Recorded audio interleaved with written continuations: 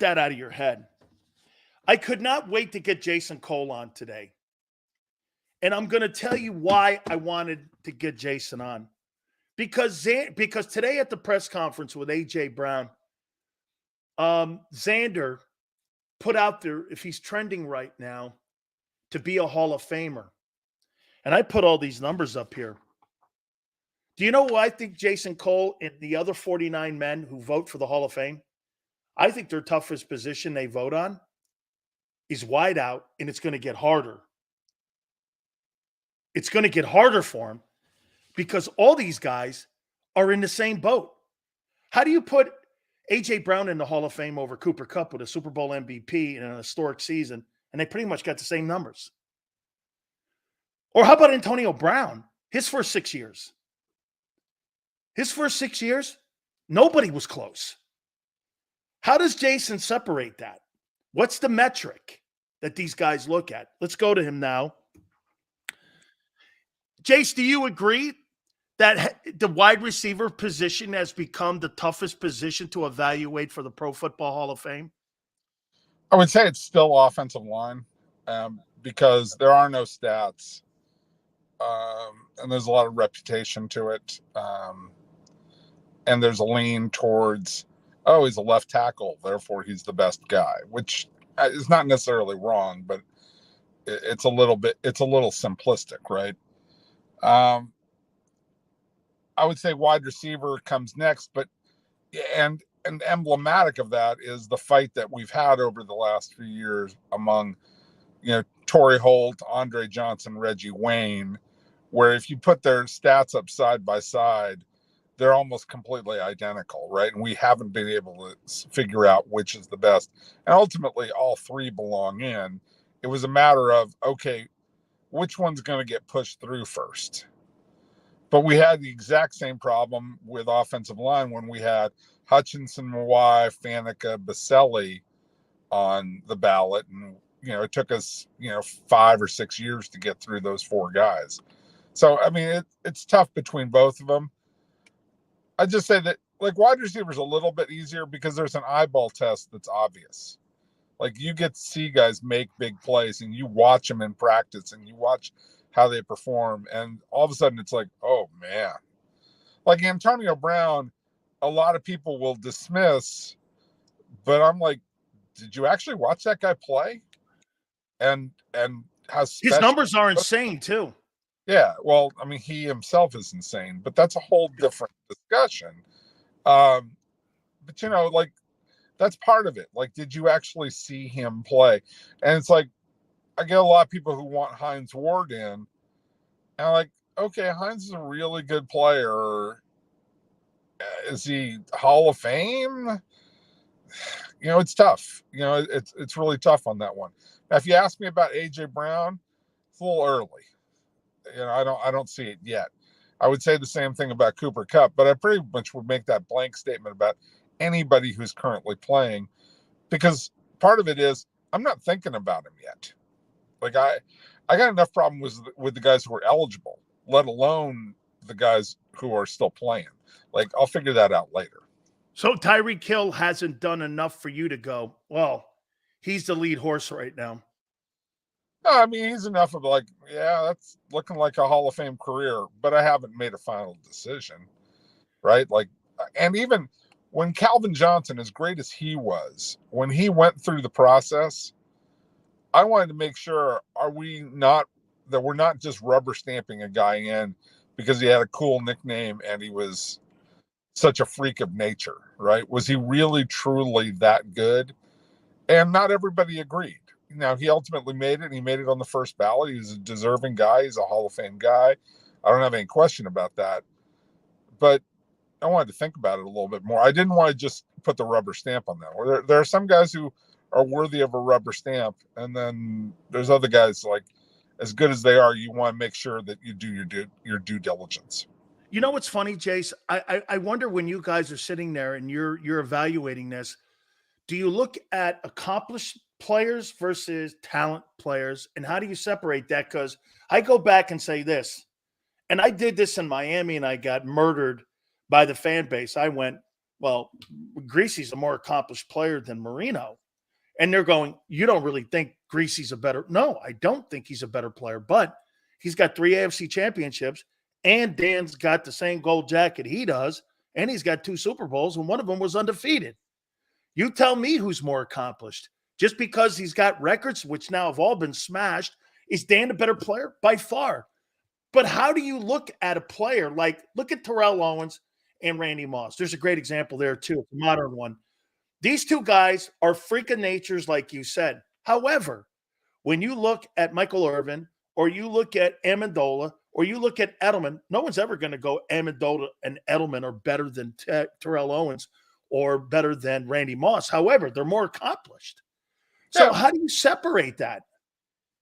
It's a smell test, man. It's not. There's no math to it.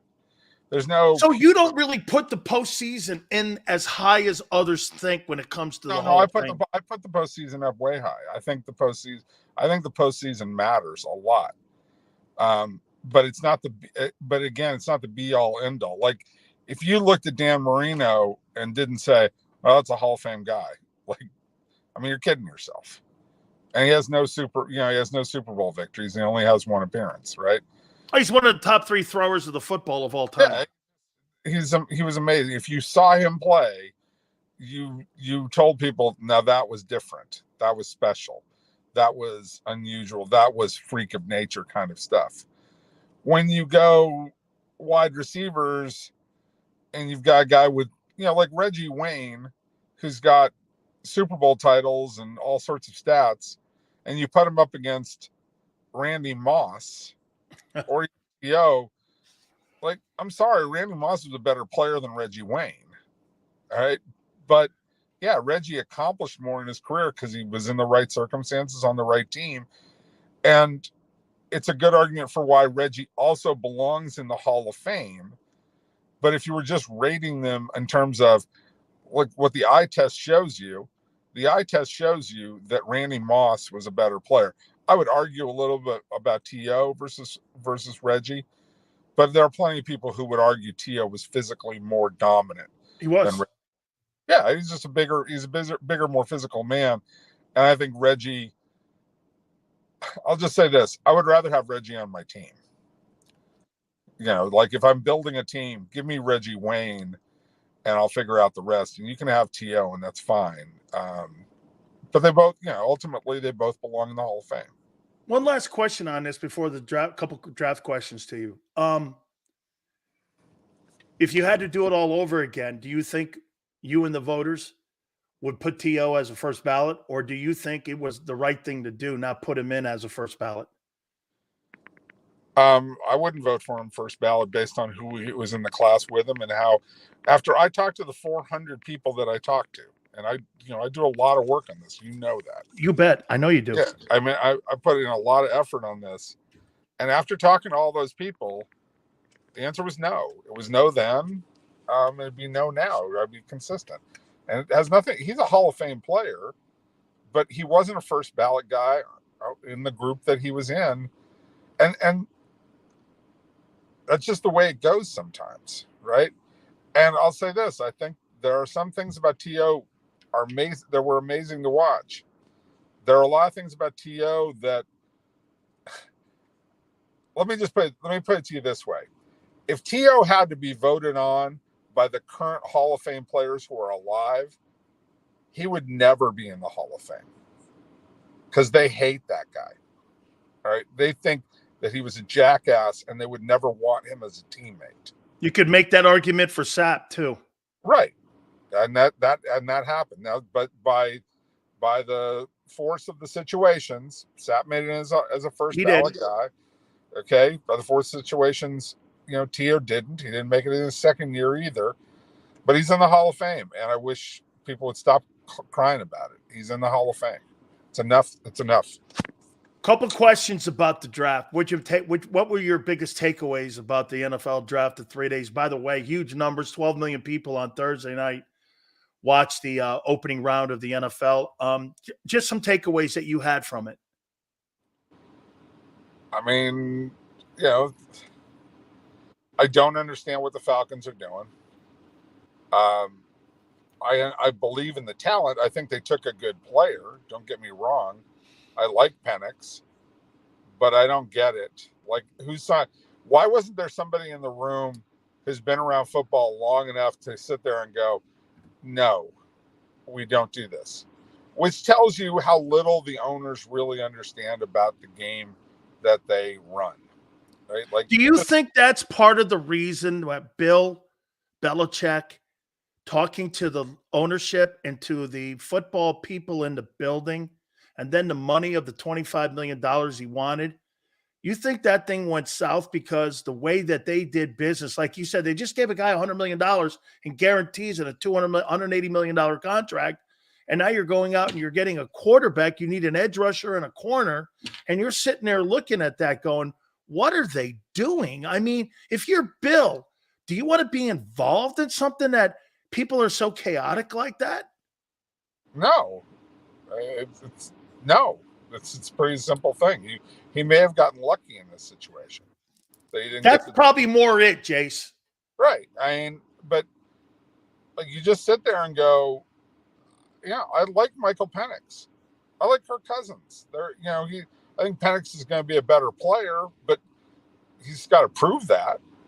And so I get it. But like, when you commit to a quarterback the way that they did for 3-4 years, you got to carry out the commitment. And taking Penix is just a waste of resources in terms of building your team. It's really obvious. I mean, I'm not saying anything that hasn't been said a billion times already, but I just look at the Falcons and go, okay, things are starting to make more sense. You turned down Bill Belichick for Raheem Morris, and I think Raheem's a good coach. I do too. But you turned down Bill Belichick, and then you decide to do this. The questions aren't about Bill Belichick. The questions are about you guys. Absolutely. Jace, I want to throw last thing here for you. I want to throw this at you here. In the last 23 years, two teams have dominated the NFL, Kansas City Chiefs and the Patriots. And in those 23 years, 13 times they've gone to the Super Bowl, and they've won it 9 times with a quarterback, the best coach, and a great balanced roster. How hard is it to have all 3 of those things at once? Getting the great coaching staff with the great head coach, the really good defense, and of course, most importantly, having the quarterback. I think it just shows you how hard that is to get those 3 things right. Well, I mean, it's absurd. It's absurdly hard to do, right? And not only have the great coach, but the great coach at the right time during his career, and not at a time when he's desperate, right? I mean, all these things weigh into it. And the owner too, right? Kraft and Hunt, right? Look, at the end of the day, the most important person in any organization, without question, is the owner. Does he know how to build an organization with the right people, put the right people in place, and then get out of the way? Right? Do they have that idea? So the owner is the most important person. He runs the show. But everything else has to fall into place as well. I was having a conversation with a friend of mine who's a big Steelers fan and a really good handicapper, right? So I pay attention to a lot of things that he says because he teaches me about handicapping. Not that I'm a gambler, but that I understand how they think about the game. And so we were talking about it, and he said, the NFL's got a pretty simple idea. Play great pass defense and have a really good quarterback, and you're going to be in the playoffs a lot. And I said, yeah. Now, how easy is that? Yeah, no, I mean, yeah. But Jace, look at how they keep afloat even in transition time from Roethlisberger. I mean, they're spending $4 million tops on Russell Wilson, Justin Fields. Then they go into the draft, and in the last 2 drafts, they're picking players that are immediate starters. I mean, the Eagles draft Nolan Smith, who's a 0 factor. What happens the pick after? Joey Porter Jr. He's a factor for the Steelers. That organization has the ownership, the coach. They just don't have the quarterback. Can you imagine if Russell Wilson can be Russell Wilson 75% of what he was in Seattle? That team's going to play in the AFC Championship game. Yeah, they are, and they're probably going to come up short because they're going to go up against Reid Mahomes in all likelihood, and that's the way that this thing goes. Look, it is not a difficult. It's not a difficult formula. It's incredibly difficult to find the right people. That's the hard part in this. It's really, really hard to find the right people. The Eagles had it all going on 2 years ago, right? Everything looked great. And then all of a sudden the people changed, right? Critical people in critical spots, right? Coordinators. Right, coordinators. In this case, it was coordinators. What happens when it's a GM? What happens when it's a head coach? What happens if it's a quarterback who changes? Everything can change in a hurry, and it can change overnight. So the formula is not hard.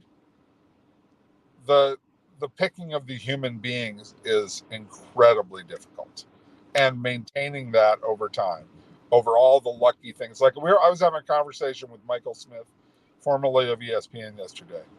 I said, I'm always fascinated by the number of things that have to go right for a team to win a Super Bowl, and all the things that fans have no clue about that have to go right in order for you to win, and furthermore maintain winning over a long period of time.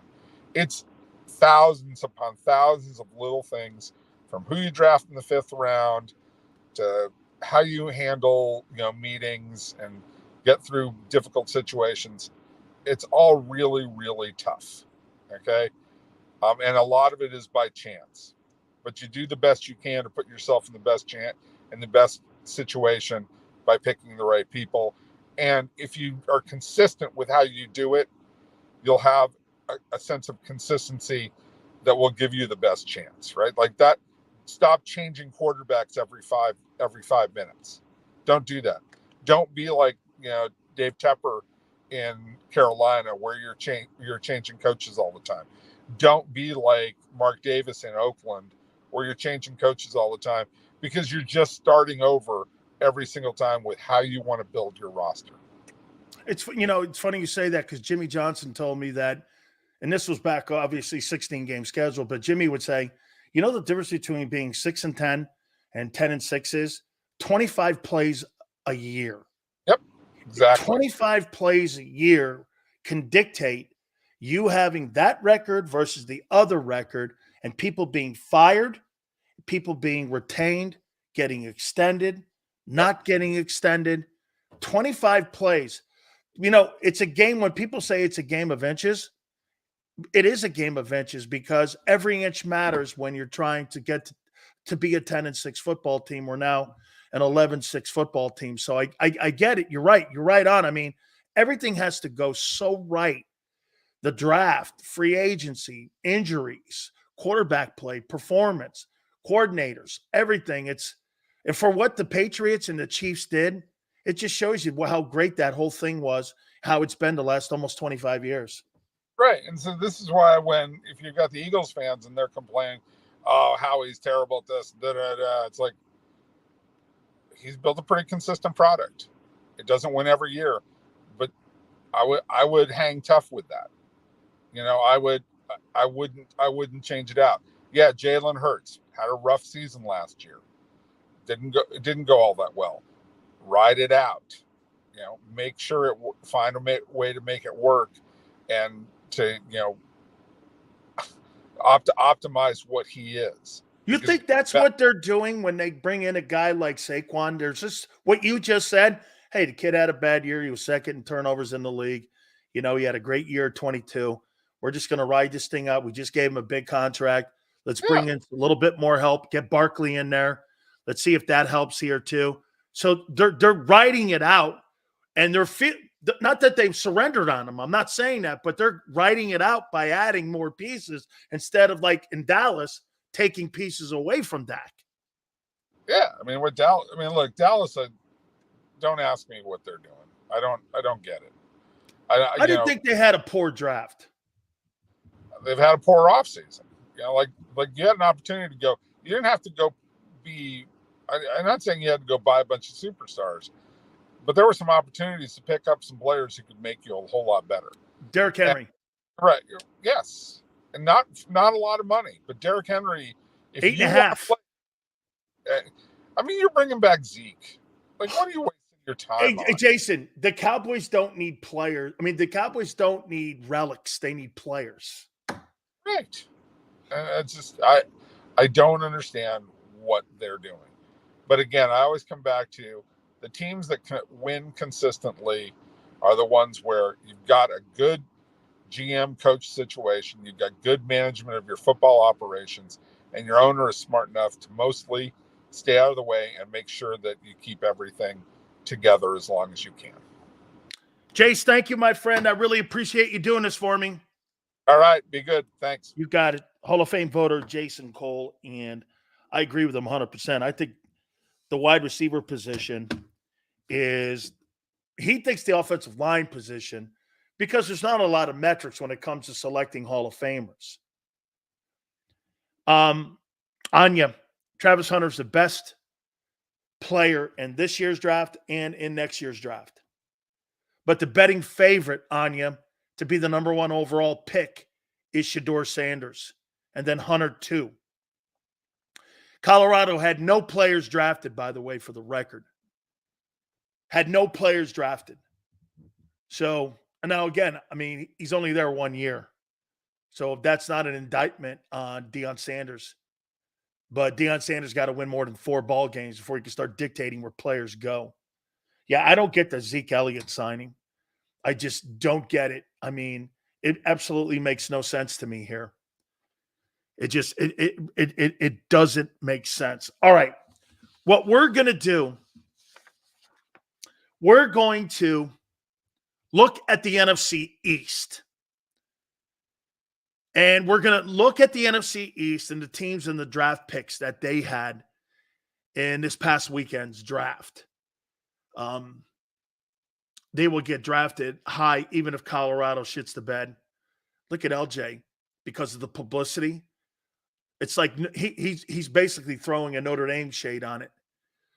Some of these players from Notre Dame used to, back in the day, get drafted higher because they went to Notre Dame or they went to Southern Cal and they're not as good. That's why when you look at Penn State players and Pitt players, the two Pennsylvania teams, look at all the players that have been drafted in the last 50 years out of those two places. They don't have the same push that, say, Ohio State or Notre Dame or Southern Cal or Alabama. Pitt and Penn State have produced some of the greatest players. Aaron Donald and Darrelle Revis. Has Alabama produced a player of those two calibers? And you want to hear something? They were on the same team at Pitt.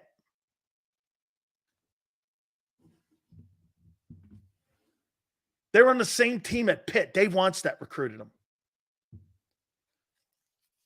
I mean, and Curtis Martin was on that team.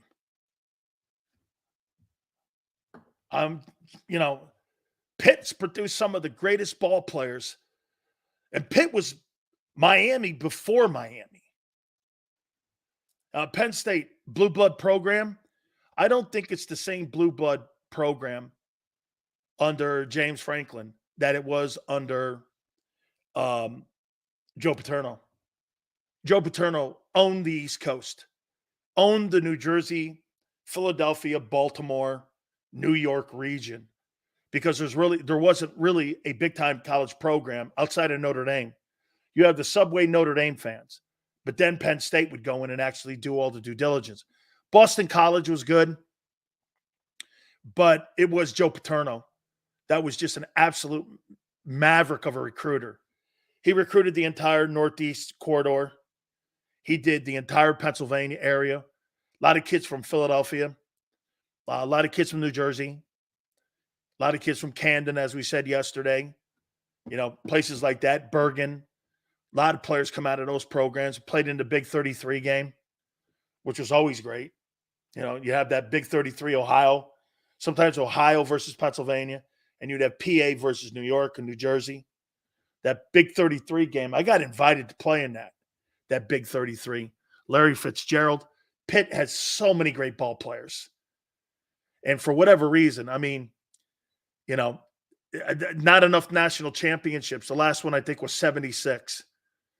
But ever since Joe Paterno has left Penn State and Happy Valley, it's never been the same. It's been a good program, but it's never been a program where you lined up and you knew they could win a national title.